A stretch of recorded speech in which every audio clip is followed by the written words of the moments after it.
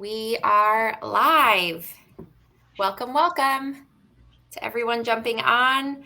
Please say hi in the chat when you come on. We're so happy to have you all with us for our first town hall of 2024, our fourth town hall of the year.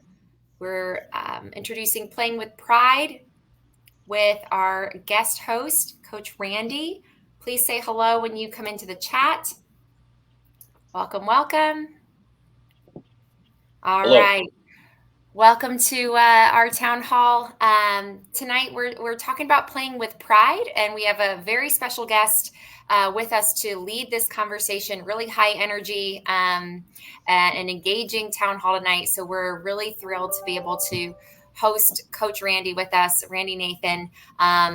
He is a true champion of positivity and mentorship. I got to know him a few years ago with Positive Coaching Alliance, where he does training for teens and young adults all around the country, virtually and in person, and coaches, athletes, parents, administrators in the sport culture world. And he's just one of the most successful trainers that I got to work with in my time with PCA.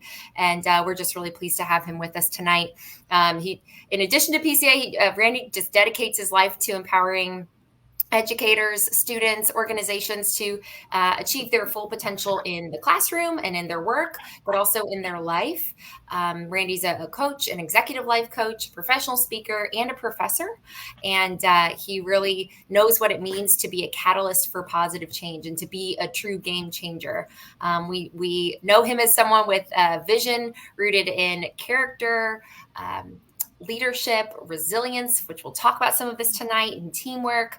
And he has just touched countless of lives and inspires folks to reach higher heights. And so as we just prepare to welcome him on the session tonight, just prepare that you will be inspired by his wisdom and his passion and commitment to these values that he's going to share. So with him, we have actually two more very special guests that in some ways in the Special Olympics Virginia world need no introduction.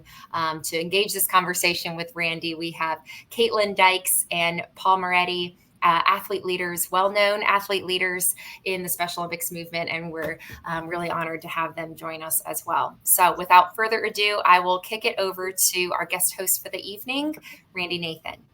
All right. There we go. Woo! All right. Thank you so much for that great intro, Casey. That was very nice of you. Yes. I appreciate it. Caitlin, thanks for being here. Paul, thank you for being here. I see we got Jerry, we got Emily, we got Pam, Isabel, we got Hyde from Special Olympics Virginia. Yahoo, we're in the house. Thanks so much for allowing me to be here to share a little bit of me, and hopefully you can share a little bit of you for the next little bit. My name is Coach Randy. My sports that I played, baseball. I played all the way through high school. I played in college for a little bit. I coached baseball, youth baseball, all the way up through Division III baseball, and now I'm very much into softball. I coach softball, run my softball program in town, and I have my two youngest daughters. One is a senior. She's a four-time varsity player, pitcher, first baseman, all conference in our town. And then I have a freshman who's just beginning high school ball, plays softball. So we're very much a softball family. But we're going to talk about sports, talk a lot about different things, and have some fun tonight. I'll do my best to go speak a little slowly. I get very excited. I'm not sure about you and Paul or Caitlin, but when I get excited, I talk really fast. So even my watch keeps telling me to be quiet. So if I go too fast, Caitlin and Paul, can you just say, "Whoa, coach"? Can you do that for me? Yes, sir. Well, coach, slow down. All right, very nice. So, whoa, coach. Whoa, coach. That sound fair? Very nice. So part of what I want to talk about is I have this thing called the Pride Program, where I work with athletes of all ages and all backgrounds to kind of create a mental mindset when it comes to playing sports. And Pride stands for performance, respect, integrity, determination, and excellence. Here we go. I got twice. When as you get along, I can see everybody has their name on there. If you don't mind, if you would put the sport that you play with, if you go back and kind of rename yourself, if you could please go into the box where it says edit. I'd be curious to know what sports you play. Oh, very nice. Caitlin, is softball your sport, right? Yes, sir. Very nice. One What of position the do you play? three. Oh, one of the three. What sport do you play the most? What do you like the most? Softball, soccer, and basketball. Very nice. Do you have a favorite sport? No, sir, I don't have a favorite. Very nice. Three. Sometimes I choose in season or the sport that I started with. Very nice. What position do you play, Caitlin? For softball, sometimes I play one of the bases and sometimes I play in the outfield. Very nice. Very nice. So I love softball. It's a fast-paced game. It's a lot of fun. And frankly, I like it more than baseball. I'm not going to lie. We're going to talk about three things tonight in our conversation. First thing is we're going to talk about leadership, what it means to play the sport and be a leader. We're going to talk about how we communicate and our communication skills. And we're going to talk about the importance of building relationships and how we do that as leaders on our team. I'm going to ask you to participate over here in the comment section. So what I'm going to do in a second, I'm going to post some questions, and I want you to kind of get involved and answer your thoughts in the comments bar. All right. Remember, our three things we're going to focus on is leadership, communication, and relationships. So first things first, I have a little video I'd like to show you, and we'll start with that. All right. And Casey, just make sure, just give me a yes, we can hear it, kind of, just to make sure you can hear it. Okay. Sure. Here we go. Okay. Exactly 2 minutes and 17 seconds, and the lemurs will cut the power. Here. No? No. Yes. No. No. No. I drop down, grab the penguins. You crank me up, and we are out of here. Let me drop down. I'll grab the penguins. Don't have fingers, Marty. No. No. Do it? No. These are things a leader has to think of. Why should you be a leader? Why not me? Because I'm the phase tracker. Voted you, Grant. Phase master anyway. I voted me, because I'm the leader. Nah. That's it, baby. No? No. You just say we no. Maybe I should be in charge. I am a doctor. Oh. No. Why can't we all be leaders? Enough. I'm gonna leave.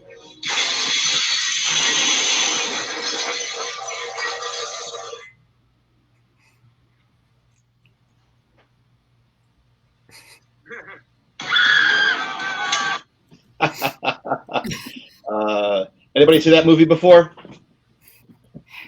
Jerry said he liked the movie. Yes, it's a very funny movie. Caitlin, you know the characters' names, Yes. right? Yes. I believe it's Alex and Marty. Yes, that's right. Madagascar.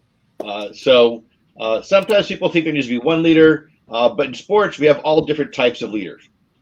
Some leaders are vocal, some are emotional, some are humorous, some are spiritual. There's many different types of leaders. What I'd like for you to do is I'm going to ask you three questions in a second. And it's kind of like a fill in the blank kind of question. So I'm going to put the question up on the screen. I just want you to fill in the blank in the comment section. All right. So the first. Okay. Exactly 2 minutes. So the first one is to fill in the blank. I'm a leader because. All right. I'm a leader because. Kind of take your time and let me know what your thoughts are. I'm a leader because. Caitlin or Paul, do you have not to put you on the spot, but if you have an answer, well, give folks a second to type. If you have an answer to how to answer Randy, that. regarding what Caitlin was saying a few minutes ago, I play almost every sport with Special Olympics Virginia, by the way. Okay, I saw that in the comment. Thank you for sharing. Very nice. So let's see here. We've got It's softball and basketball is one of my two strong sports. I can see Samantha plays tracker. I put track and soccer together. Track and soccer and basketball. We have Emily is swimming. Jerry liked the movie. Let's see. I'm leader because. Oh, Samantha, I understand my teammates. Excellent. Who else? I'm a leader because. I agree with Samantha. I understand my teammates and the different abilities that they have. Excellent. I like what Jerry said. I can provide guidance on the field to my teammates. Excellent, excellent. So here is the next. Because Yes, go ahead, please, Caitlin. we help each other out in sports Excellent. and along with life. And Samantha's one of my teammates. Oh, very nice. So that's a great segue. That's a great connection to my next question, Caitlin. Right?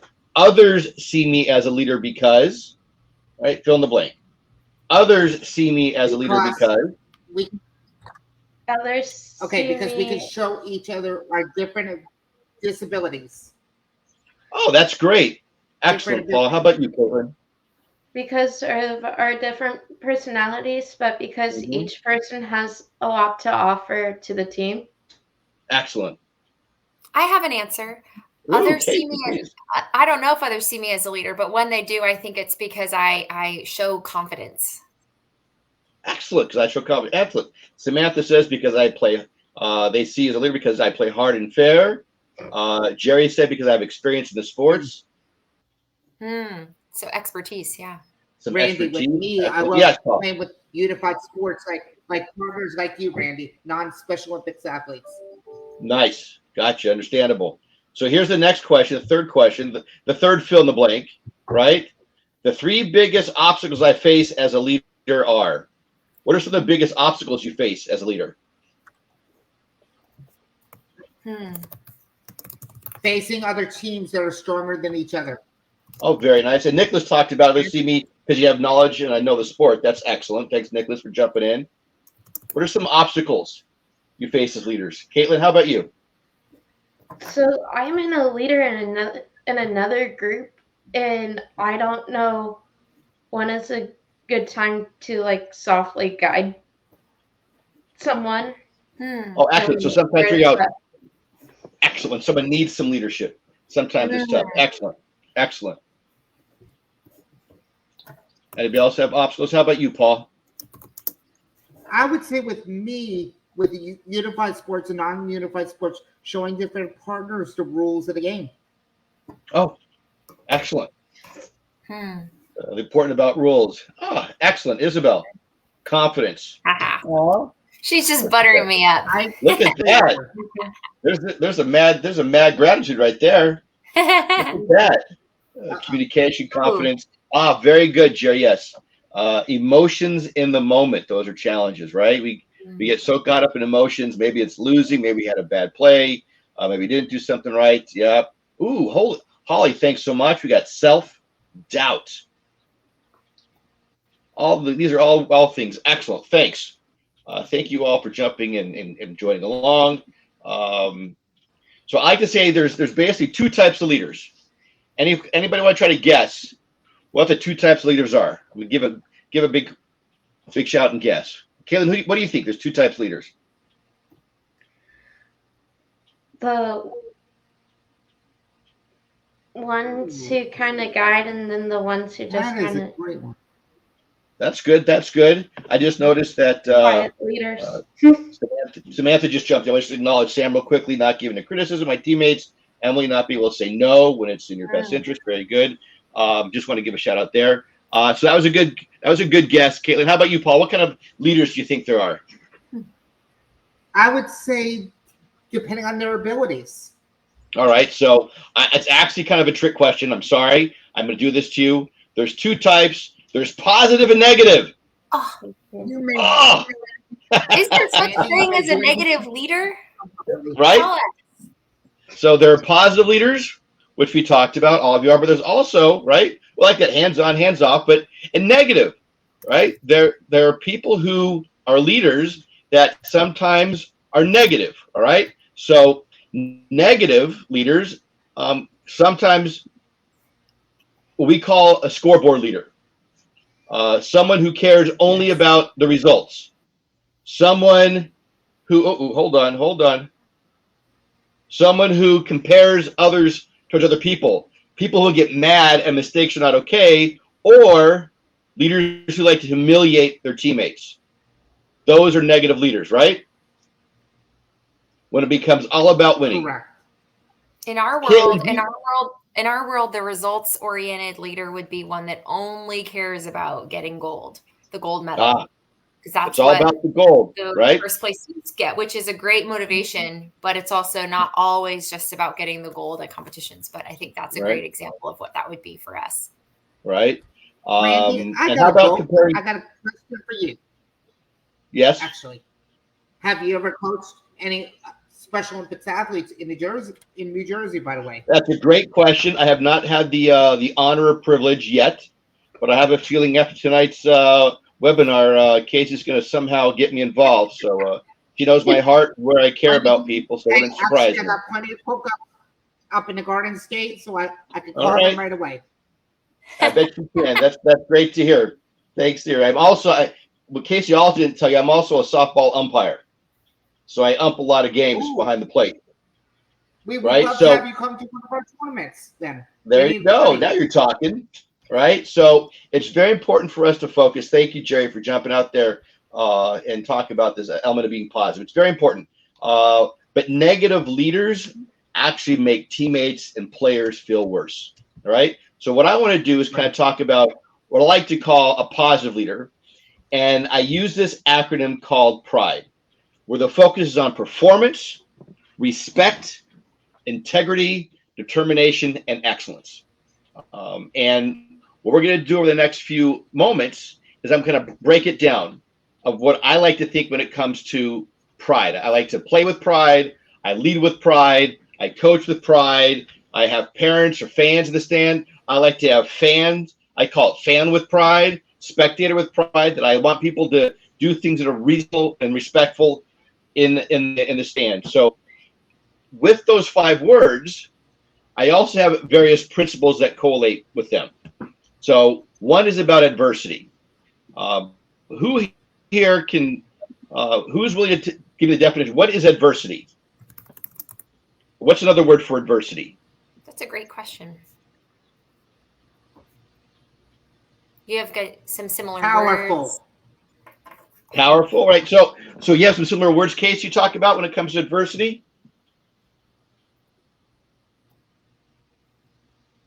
All right, negative does create distrust amongst others. Hardship. Adversity. How about resilient? You heard that word, resilient? Yes. So adversity provides growth, meaning when you have something adverse to some kind of obstacle, it actually teaches you how to become resilient. All right, we call that the bounce back effect. How to bounce back, how to get knocked off a horse and get back on, how to swing and miss, how to shoot the basketball and miss, how to do something, right? But the idea is that a concept of adversity. The next principle is things that are in your control. There are only 2 things in your control as an athlete: your attitude and your effort. Everything else is out of your control. Most of the time, players complain about things that are not in your control. So, Caitlin, what are some things that your teammates like to complain about? I'm not 100% sure, even though a few ideas popped in my head. Sometimes it could be as easy as one's lunch or something like that. Or why did we do this play and not that play? Yeah. Right. Excellent. What's something else that is not in your control, Paul? I would totally agree with Caitlin, because that actually happened to me this past Sunday. Actually, someone complained about the play, who was actually a partner. We said to ourselves, "Why is this athlete doing this to us?" Then I said to myself, we both agreed that we're still upset because she was mostly double teaming us. She knew how we played. So I said to myself, the next tournament, since I want to have partners, I'm going to try harder and try to get around her and everything else, and try to score on her for all of you, including Coach Randy. Excellent. And so what you cannot control is how someone plays against you. You cannot control how someone else plays. You cannot control the weather. Sometimes you cannot control the calls by the referees. What you can control is your attitude and effort. And Paul, what it sounds to me is you've decided that the next time you face this particular player, you're going to work harder to play better, which means Correct. challenge to the right side, I'll go to the left side and trick her. We call that the bounce back effect. You're going to bounce back and play harder the next time. And maybe Caitlin can give me some ideas on the basketball court. All right. So another thing we often talk about is something about accepting responsibility. Leaders are very good at accepting responsibility. And it's not only when things go well, it's also when things don't go so well. Have you ever heard someone say, hey, my bad, my bad? Have you heard that before? My bad. Yes. My bad. Yes. What does that mean? What does that mean? Actually, I heard it recently. Yeah. I heard it before too. Yeah, Caleb. How was it used? How was it used? Okay, when someone hit the ball with softball, actually, So like if you get hit, Yes. I've been hit sadly Yes. by all 3 balls. Yep. Or when one player is open and you choose another player. Yeah. Gotcha. My bad. My messed up, right? Right, Paul? Is that what you're going to say? No, what I was about to say to you is one of our partners, Brandon Coach, actually, that Casey just bet recently on a town hall, she admitted it. She hit the ball, and the athlete says, my bad, you almost got me in a certain spot. Right? So the idea is say, hey, I did something wrong. It's my bad. I own it. Right? What about mistakes? What if I told you that mindset when it comes to playing sports, there are no mistakes? Would you agree or disagree, Caitlin? Everybody makes mistakes. Correct. Even in a game. That is true. But I'm telling you, Caitlin, a little bit different. I'm saying you didn't make a mistake, that there are no mistakes. It's hard to understand. Right. You can say, whoa, coach, I don't agree. I'll say it. Whoa, coach. So Casey's willing to say that. What about you, Paul? I would totally agree with Caitlin, but in the workplace, I would change it. The attitude and everything else too. Right. So thanks for calling me out. This is a really hard thing to understand. What I don't include is the follow-up. There are no mistakes, only learning opportunities. So there are no mistakes, only learning opportunities, which means if you learn from something, that's not really a mistake. It really creates a learning opportunity. So the idea behind my program when it comes to sports and life and leaders is being able to say, hey, I messed up, but I learned from it. So that's actually a good thing, not a bad thing. I like the idea of that. Question for you. 1 second, Paul. Let Casey finish and all that. You can ask your question, Paul, all right? That's fine. I like the idea of that, especially on the playing field, because I think when we make mistakes, there's probably some kind of a philosophy or theory behind this that Coach Randy. But I think sometimes if you make a mistake, your mentality can get really down about that it almost is like a domino effect. Yeah. And you might make more and more mistakes because you keep telling yourself that you're making mistakes and that you're not doing a good job or whatever it might be. You're not leading the team well or whatever. You're not playing well. Whereas if you had that mentality that, well, I made my mistake just there. I didn't do something right on the court or the field, but that was a learning opportunity that I would think that more positive mentality would help you not make more mistakes. Excellent. Great, Jerry. I saw what you said. Absolutely. So this idea of mentality is when you make a mistake, your attention is focused on what just happened. It's focused in the past, right? So Caitlin, I'm going to ask you a trick question. All right. I'm telling you right now, you play softball, correct? Yes, sir. All right. What is the most important pitch in softball? Oh, Best guess. the like last play or Oh, good. or when trying to get in a play at the very last minute. All right, excellent guess, excellent. Paul, you play basketball? I play almost every sport. Excellent. Do you play basketball? Basketball and softball, yes. Very nice. So what's the most important play in basketball? Ooh. Offense and defense. All right. See, the trick question is the most important pitch, Caitlin, which you had a very good guess, is the next pitch. And Paul, the most important play is the next play. Correct. Right? So that's why we don't worry about mistakes, which brings us to the idea about we control the controllables. Have you ever heard that before? I was going to ask you a second ago. Oh, yes, you're going to ask a question. I'm sorry. Do you have training videos after this call that I can watch, like how to be a better athlete on the playing field? And there's other stuff, yeah. After this, we'll connect afterwards. But absolutely, there's a lot more to learn. Sounds perfect. You could be my coach anytime. I would be your coach. I'd be your coach any day of the week and twice on Tuesdays. Oh wait, today is a Tuesday. Right. So these are some thoughts I want to talk about. Softball coach next year. There you go. All right, you got it. Right. So these are some ideas that we talk about when it comes to the principles. So first thing is we're talking about performance.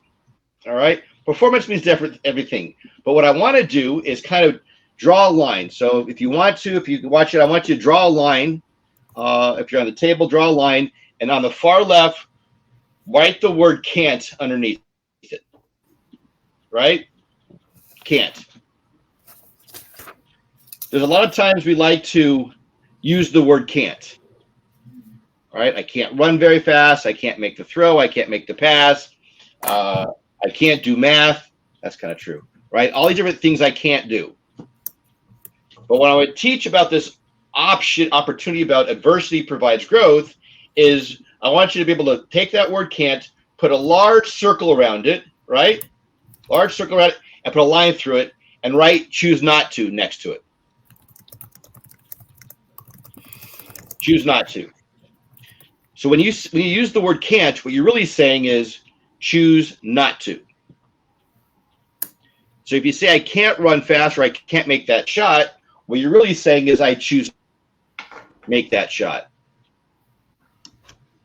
And what we want you to do is it'll go from can't to need to have to want to. And this is a great thing as a leader and getting other people to go from can't to want to. And that's a mindset when it comes to performance. I want to do my best. I can't do my best. I need to do my best. I have to, or I want to. And when you're in a place of want to when it comes to performance, you will always do the best you can be.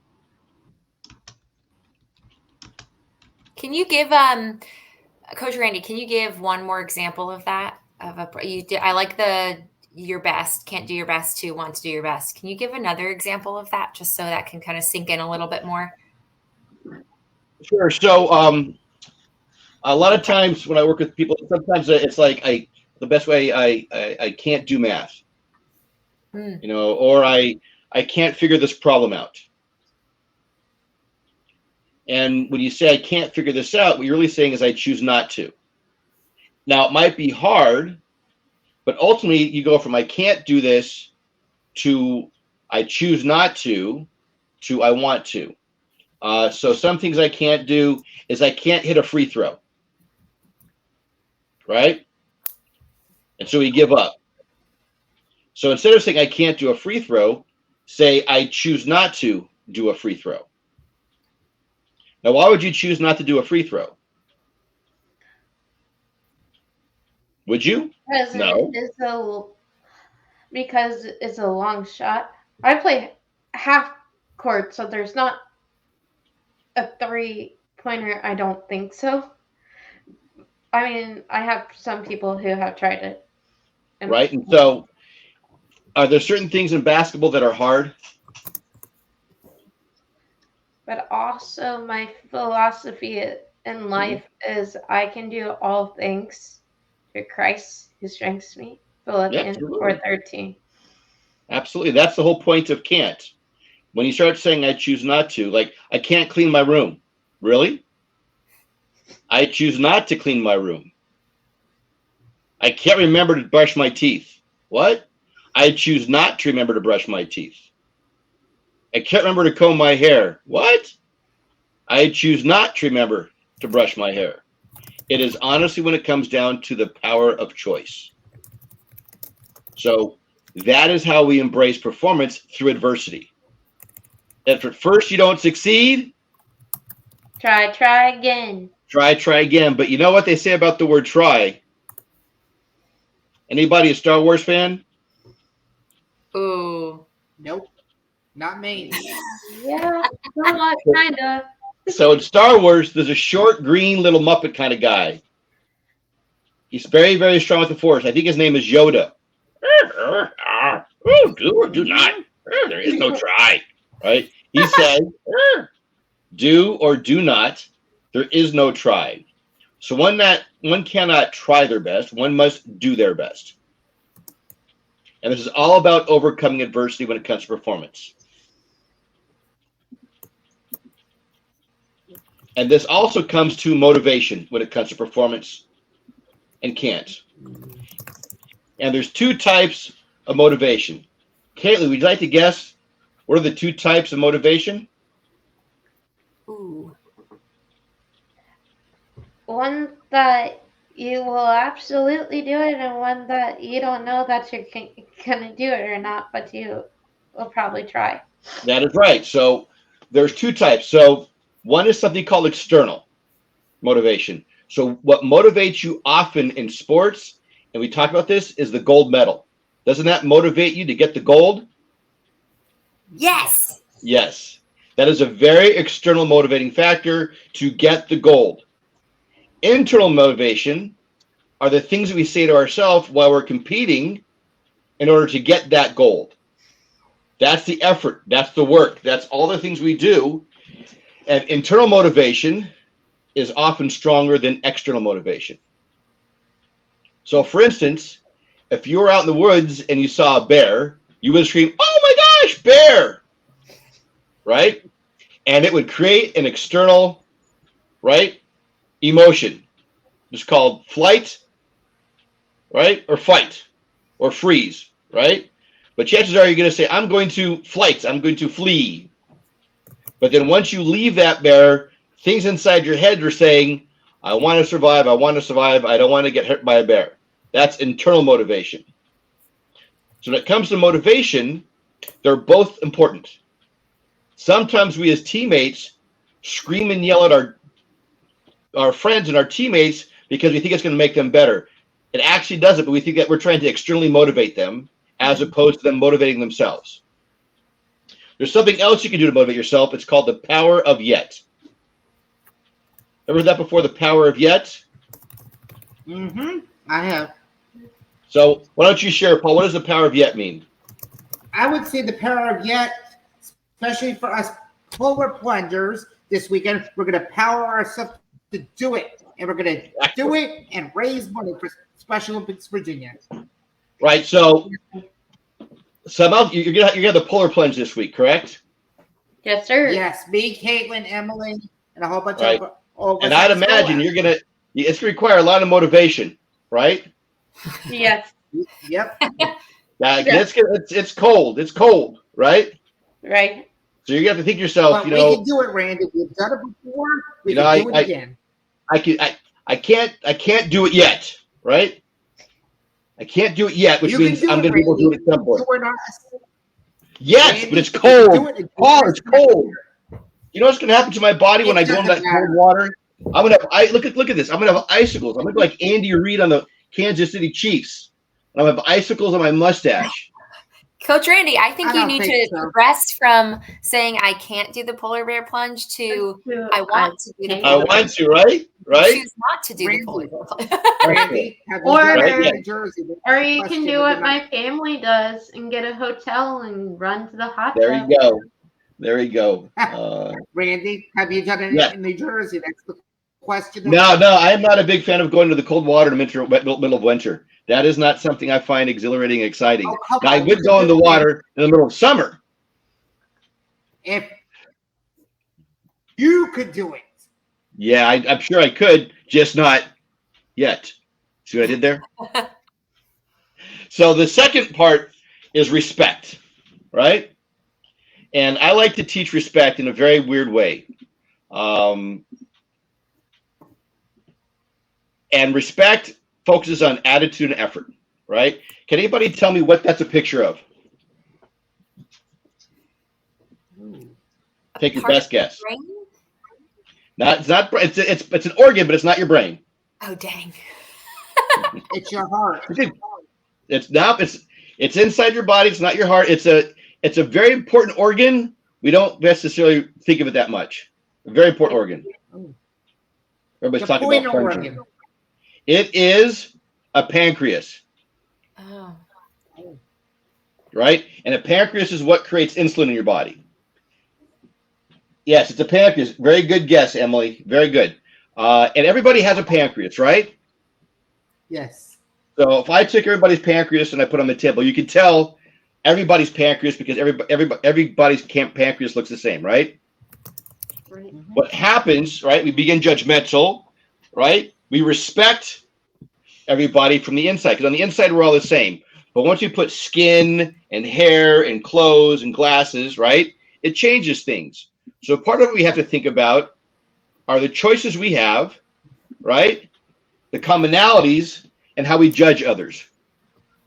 Most important is how we learn how to accept each other because on the inside we're all the same. So we meet other people. I love to win, Paul. All right, Caitlin, I love to win. Casey, you know I love to win. Yes. Yeah. You also know I hate to lose. Right. And you also know that I hate to lose more than I love to win. All right, I hate losing more than I love winning. And Paul, I love winning. Love it. Hate losing, but I hate losing more. But I also know when I play sports, losing is part of sports. Sometimes we all have to be brave in the attempt. Absolutely. So even though when I lose, I don't get mad and angry and throw stuff and scream and slam my helmets. I understand that it's part of the game. And I'm not at win at all costs. That in the end, I care more about my friends and teammates and going through the competition together than I care about winning or losing. Because in the end, it's really about the kind of fun I have with my friends and teammates, in particular in a team sport. Right? Right. Yes. Randy, you just So made a good point. Yeah, what I say. As long as I've been in Special Olympics, I've never seen any athletes slam their helmets or anything like that, like the two football players did this past weekend. Oh yeah, you saw it. You saw Lamar Jackson do that, right? Yeah, and the other player too, when he did not catch Yes. the ball. Yep. Maybe Right, so that's we sports need to sportsmanship. teach those two athletes better respect and attitude. Exactly. And so part of what it comes to respect is, are you a bucket filler or a bucket spiller? Are you somebody that empties someone's bucket because of mean things, or are you someone that fills someone's buckets? So if you look at the picture on the left, you can see the water spilling out of the bucket, right? Yes, sir. And on the right side, Yeah. like a drop at a time, right? Just one drop at a time. It takes a lot to fill someone's bucket, but how quick it takes to spill someone's bucket, right? So people who have empty buckets or bucket spillers, right? Those players are pessimistic, they give up more easily, and they're less coachable. Those who are bucket fillers, right? Their bucket is being filled, so we're saying nice things. We are more optimistic. we deal better with adversity, we're actually more coachable. So in the comment section, right, what are some things that coaches or players say or do that might drain someone's bucket? What might someone say or do?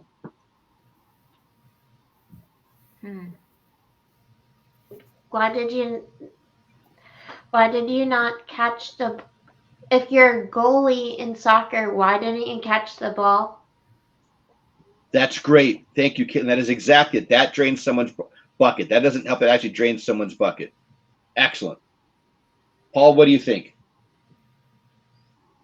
I would say for the basketball player or soccer, since I'm also a soccer player, why did you not play hard on defense? Right?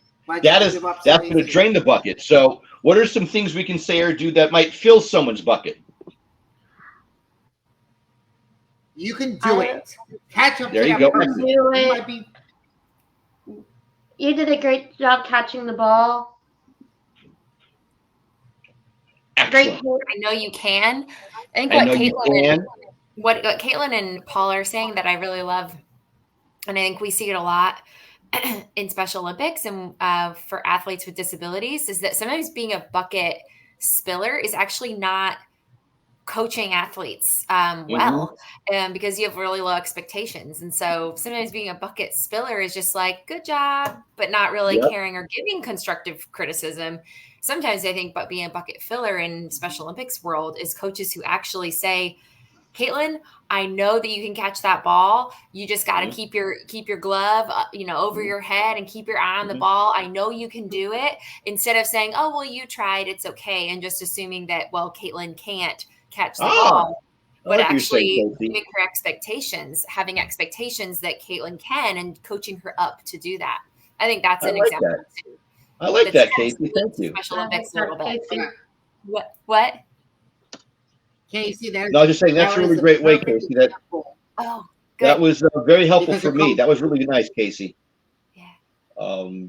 These are things that allow them to raise to the level of their skills that we know we can do it. And you might be afraid, but that little bit of a push, letting them know and not just, oh, you gave it your best shot. Really say, hey, I believe in you. I know I saw you do this. I saw you make a free throw. And that kind of thing, kind of raise it in that way, kind of fill their bucket in that way. To encourage them to take that risks, right? Yes. Excellent. That was great, Casey. Thanks for sharing. Thanks so much. So the next area is something called integrity. Ooh, that's one of those fancy words, right? Something like a moral compass, right? Integrity is all about accept responsibility. Now, what I'm going to do is I'm going to post something in the screen.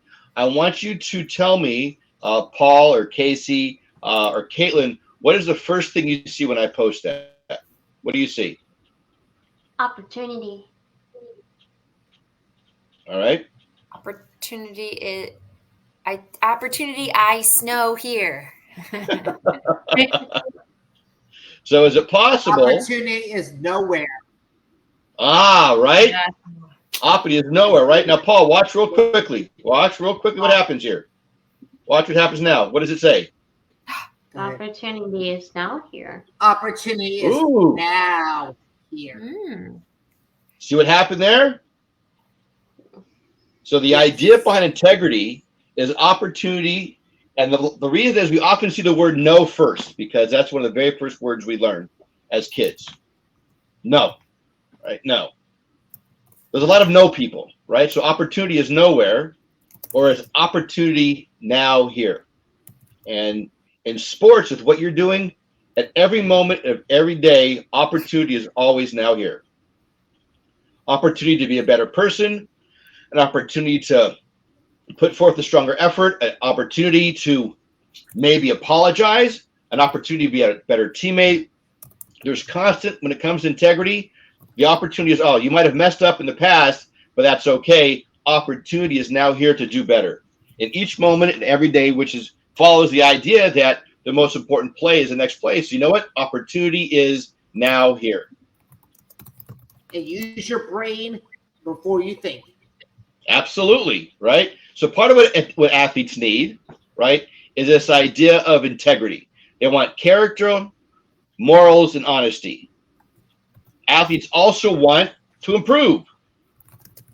That is part of the reason why we love playing sports.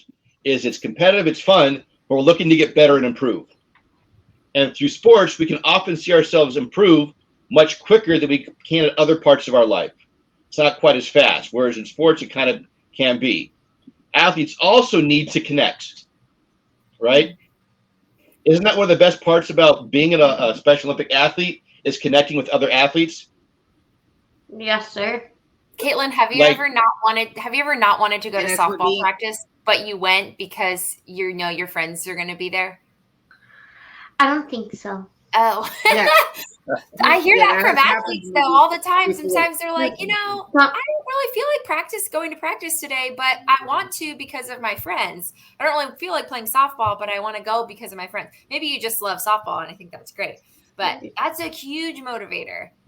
Well, I will tell you, Casey, as a coach, there are sometimes after a long day's worth of work, I get to the ballpark, and I'm like, I just want to go home. Wouldn't mind just going home, having a cold one, whatever, just watching some ball and just go. And then I get to the field and all the players and athletes start walking on. They're like, hey, coach, how you doing? Hey, coach, how you doing? Yeah. And I'm like, hey, it's good to see you. And all of a sudden practice starts. I'm like, oh, this is great. This is awesome. I'm running around. I'm getting good sweats. I'm around all these players. They're calling me coach. Then all of a sudden it's time for into practice and they're done and they're leaving practice. And I'm like, I don't want this to be over. I don't want to go home. Yeah. So we love, and remember at the very beginning, we talked about communication leadership. We also, in our relationships, we want to connect. And sports allows us to connect with each other. And that human connection is so important for us to survive as leaders, survive as people, as well as survive as humans and people, right? As athletes. So Jerry, integrity is the key to having fun with your teammates. Absolutely. Yeah, I like what Casey just posted. So if you don't mind, Jerry, fill a bit more in that box so we can learn a bit more about your thoughts on integrity. All right?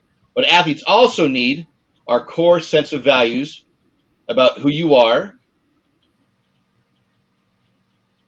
Paul, Caitlin, anybody else who wants to jump in on the comment section, what are some core values that you have as an athlete? I would say with us athletes, me, Caitlin, Jerry, and Emily, as leaders, to show maybe the younger generation how we got involved with Special Olympics and stuff like that. Oh, so one core value is being a role model. Inclusion. That's what I've done recently too, Randy. Excellent, excellent. And you, Caitlin? Inclusion and sharing joy. Oh, excellent. Inclusion and sharing joy. Respect. Excellent, Isabel. Excellent. And other core values you have as athletes? Again, there's nothing wrong with wanting to win, but you want to win in a respectful, kind way. You don't want someone to not be to not have integrity and rule something that's not kind, right? And the most important thing, right? Part of the reason why we're involved, I'd imagine, as the Special Olympics provide you purpose. Purpose, right? Oh, excellent, Nicholas. Compassion. That's a great value too. Trustworthy, Samantha. That's great. How about purpose? Being involved with Special Olympics, does that give you purpose? It gives us yes, I would say purpose and fulfillment. Yep. Randy, I would say with me, when I lived in New Jersey, I did not know anything about the Special Olympics Virginia program until I moved down here. And so now you have purpose. Now you got purpose to go to practice. I got to tell you, if you're going on Saturday to the plunge, that's purpose right there, brother. That is purpose. That's I got to tell you, that is. Don't bring it up. You know, Definitely. Are you going to wear Vaseline on your body before you go in so you stay warm? No. No Vaseline? Hold on. I'm wearing a water suit. Sorry, brother. All right. Okay, I got you, right? Oh, thanks, Jerry. Thanks for adding your thoughts over there. I'm Excellent. wearing a swimsuit. I'm wearing a swimsuit, a shirt, and a pair of shorts. All right, good. Casey, what are you wearing? One of them bikinis or something? No, I do not plunge. You don't plunge? I don't. I have yet to come to in 9 or 10 years being involved in Special Olympics. I've yet to gain the motivation to plunge myself. But what I do like this example though, because You're talking about like doing hard things, Uh-huh. and having core values, including purpose. Caitlin and Paul, I am curious. So this weekend is the plunge, and you're going to go run into the Atlantic Ocean for the purpose of raising money for Special Olympics, and that's awesome. What if I told you that the following weekend, so in 2 weeks, the three of us go to the Atlantic Ocean by ourselves and just jump in the water, just because? Would you want to? Would you be as motivated to do it? Only because we're with friends. Okay, you might be motivated for your friends. Yes. Casey, but I'm sorry to tell you this, Casey. If that was the truth, I would be busy that fall weekend. Sorry. Yeah, because you have purpose, and so you're going to do something hard and challenging. But do you want me to? I love that. I love that example. Right. Very nice. That's great. Why I say that? Because it will be me and Rebecca's actually 1 year anniversary being on with the Best Buddies connection. Mm-hmm. Yeah. That's awesome. So the next section is this concept called determination, right? I'm going to show you something, all right? I'm going to show you a picture. You tell me what is wrong with this picture, all right? All right, this is the one we talk about. There are no mistakes, all right? What is wrong with this picture? Take a look. The person has no shoe. And Caitlin, what are they doing? They're running. They're running, right? Running, but the person is running with no shoe. Has no shoe, right? Look at that right there. Boom. Person is running without a shoe. And they have a different uniform on. Right? So this athlete is an athlete of mine. Yes. Who ran track in college, who ran track in high school. This was a state. He's a missing croc. That's funny, Nicholas. He's actually missing a track shoe. This is called cross country. I'm not sure any of you familiar with cross country. Somewhat. Yes. So cross country is different than quote regular track is when you run around on a track. Cross country is when you go run off into like woods and weeds and roads and you name it, hills and valleys. There's just trails, right? You're all over the place. This is not necessarily round and round and round and round. This is out for all over the place, right? So when he was getting ready to start at the shotgun, and these races often began, bang, right? The runner behind him, not in this picture, behind him at the start, right? They step on his ankle, and it was called shredded his shoe. His shoe fell off. We can't see his leg in the back is actually bleeding. Ooh. Instead of stopping at the beginning of the race, instead of getting upset and mad and angry, he ran the entire race with the shoe off. The entire was like 5.6 miles, 5.5 miles. That's crazy, right? Mm-hmm. Yes. Yes. That's also determination. He was supposed to place in the top 3 in the state at that turn. The top 3, and he called me, said, "Coach, I finished the race." I was like, "Of course you finished. Of course you didn't know, Coach. I finished." I go, "And?" He goes, "My mom's sending you a pic." Right? He called her my mom's. My mom's giving you a pic, right? So I look at it, I'm like, OMG, right? Oh my gosh. What happened to your shoe? He goes, "Exactly." He goes, "I finished. I ran an entire race without a shoe."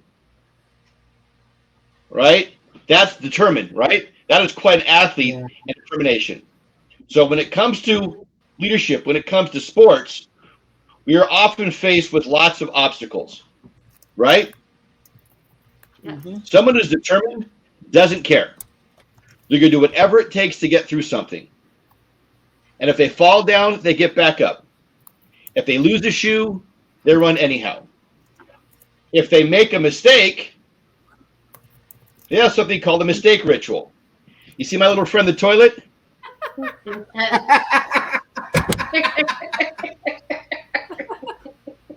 Randy made our night, by the way. Yeah, you like that? This is called the mistake ritual, right? The idea is to have some kind of ritual when you make a mistake. So this picture is called the flush it. The head baseball coach from Cal State Fullerton taught his players the mistake ritual that you flush something down. So when you make a mistake, you just like flush it. So I'm going to say flush it. All right, Caitlin and Paul. When I say flush it, I want you both to say down. All right, flush it. Down. Flush it. Flush it. Down. Down. Right? Down. Flush it. Down. Excellent, Down. right? So flush it down. That's called a mistake ritual. I also do this. What do you think this means? Brush it Brush off. it off. Excellent, right? Brush it off, right? And do you like Taylor Swift? I love T Swift. Oh, yeah. Shake it off. Nah. You know what she says? Shake She it goes, off. Shake it shake off. it off. Shake it off. Caitlin, give me shake it off. Give me shake it off. Come on, give me shake it off. Come on, Paul, give me shake it off.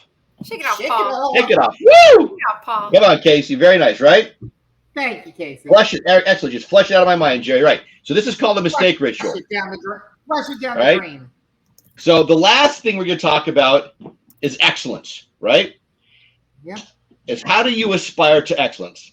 So if you can, in the comment bar, right, those that are on there on the call, what is not in your control as an athlete? Ooh. Not to get there on time. All right. What is not in your control? Weather. Weather's not in your control. What else is not in your control? Oh, excellent, Isabel. Who are we Other people's playing actions. against? Hmm. Your teammates' actions. Excellent, Jerry. Hmm. What else is not in your control? If you What fall, others if your do? shoe falls off. Your shoe falls off, right? Right. Someone treads it. Where the, So then, where the softball bat breaks. Where the softball bat breaks. yeah. So what is in your control? Right? How the other swim is? Excellent. How fast the other swim is in? Excellent. Rules. All right. Referees. I like that. Referees, officials. Absolutely. Right. So then, what is in your control? How we play. How you play, your actions, right, or your efforts, Right. right? What is in your How control? the fans in the stands cheer you on, Randy. Yeah, fans in the stands are not in your control, but certainly Hmm. your thoughts, right, and your actions Yes. and your effort. Those are the two things, and that's very important to understand when it comes to control the controllables. So, as a leader, you're excellent, and as a player, it's focusing on what's in your control. Those are control the controllables. So, I like to teach something called the SW rule. The SW. Anybody familiar with the SW rule? No, coach. Some will work, I've heard of it Yeah, once most- in my lifetime. right? So what?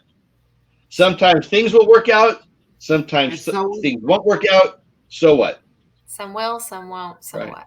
Right? Sometimes the weather will be good. Sometimes the weather will be bad. So what? What's the next thing? This is about controlling the controllables when it comes to excellence. Move on. Is don't let those things Move that are on. not your control stop you from your level of excellence. All right? Yep.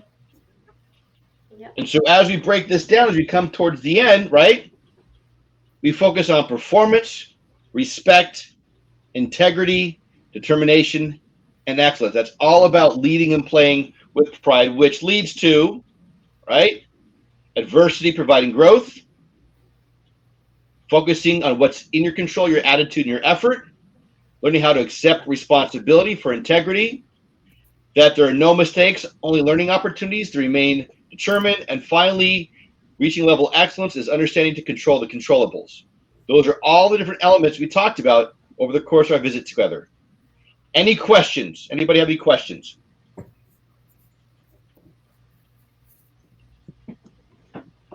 Any Which questions? I have a question, Coach Randy. Which of these you've given us such great little like tips and tidbits? Do you have Yeah. one that you like the most of what you just shared? Like, is there something that's like your favorite, like the flush it out, or that you feel like you use the most in your life? I will tell you both as a coach primarily. I used to be one of these kind of coaches. Like if someone did something wrong, I have what are called what wings. I have a friend that calls me things like, "What were you thinking? What were you doing?" Right? Oh. And I used to be that kind of coach. My son who's much older now. He's 27. I coached him baseball. I was that kind of coach. With my younger 2 girls, I coached them softball. I stopped doing this, the what wings, and I started doing this. So I love the mistake ritual simply because it allows me to help me and my players to focus on the next play or the next pitch. So that is one that I really love. I also understand it's hard, is that the only thing in my control are my attitude and my effort. And that's sometimes hard for me to remember because sometimes I get really upset over other people's behaviors, or people driving, people screaming at the store. People aren't very nice, and I take things personally, but it's not about me. So those are probably 2 things I take the most. The biggest one is the mistake ritual. Casey, thanks for asking. Yeah. I like this. Any other questions? Randy, actually, I got 3 questions for you, actually. All right, bring it. Okay. You said you went national-wide earlier with the introduction. Have you coached like upper level, like major league, and stuff like that? I have not coached that high. I have coached in college. I did coach Division III college. Oh, that's cool. What sport? That is cool. Baseball. The second Baseball. one is, Oh, have that's you ever cool. coached any of our Special Olympics athletes? I know you said I haven't you're not had the involved with opportunity the to. program. I haven't had the Now opportunity it's to your yet. chance to coach me, Caitlin, and others. I would look forward to it. Yeah. And the third is, if we invited you to our state games in June, would you come? Oh, an invitation like that? How could I say no? Would you let me speak? Would you let me speak? Paul, would you let me speak? There you go, Coach. All right. We'll take you in a heartbeat. You get a raise All right. tonight. All right. So Jerry asked a question. My favorite March Madness moment. All right, Jerry. So a couple years ago, I might get the teams wrong. I believe there were 2 teams. I think Kansas was one of the team. I forget the other team. And with 42 seconds left, one of the players on the team that was down by 2 went up to take a shot, fell down hard on his leg, and re-injured his knee or ankle. And the Kansas University Jayhawks had a chance to go down and score 2 on a 5-4 match. And the player, instead of taking advantage of the 5-4 match, pulled up, allowed the player to come back half court, and they called timeout. I found that March Madness moment to be amazing. That a player at a national championship game from the Kansas City Jayhawks had the character to let someone who was injured, no one would have blamed him, no one would have gotten mad, but he pulls up, doesn't shoot to allow the other team a chance to come back in and compete. That was probably one of the greatest March Madness moments I ever watched. What I love, Emily, as far as my favorite thing about working with athletes, is I love the camaraderie. I love the family that we create. I have a saying when I was coaching at Rutgers. We had a saying that we are family, and that family stands for forget about me, I love you. Hashtag right. I do believe, and I know that families argue, and I know that families we disagree sometimes, but ultimately that sense of family and community is the favorite part about working with athletes. The other part is as the athletes grow up and become professionals, and I see them, we have all these great memories we share together on the field. That's a great question. Yes, I have seen professional athletes. As a matter of fact, this is I will tell you, this is not a professional, but this person became an Olympic softball player. Her name is Bubba Nichols. Bubba Nichols played for the UCLA Bruins.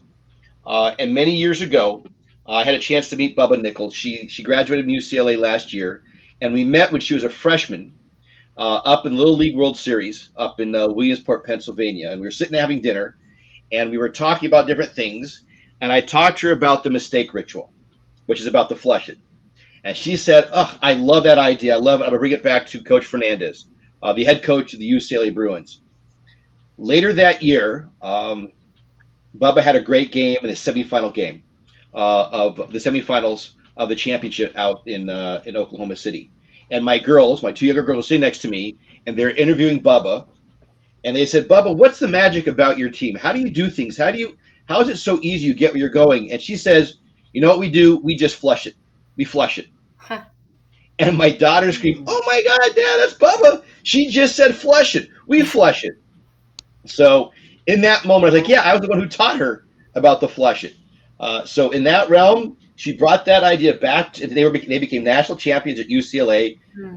And she went and moved on and played for the USA softball team as an Olympic athlete.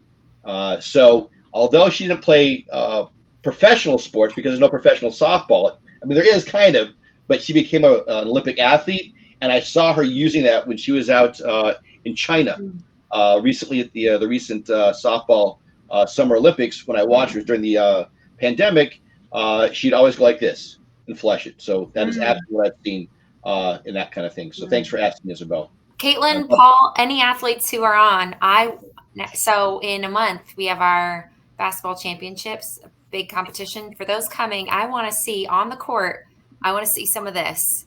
If you miss a basket or you make a bad pass or something, and teach your other teammates about it. Teach them about the flush it. So then you be that leader so that you can teach them about bouncing back from mistakes. And then I'm going to be on the lookout for those flushing the imaginary toilets on the basketball courts. You got it, Casey. All right. You got it. Well, Randy, thank you so much. This has been such a great stream.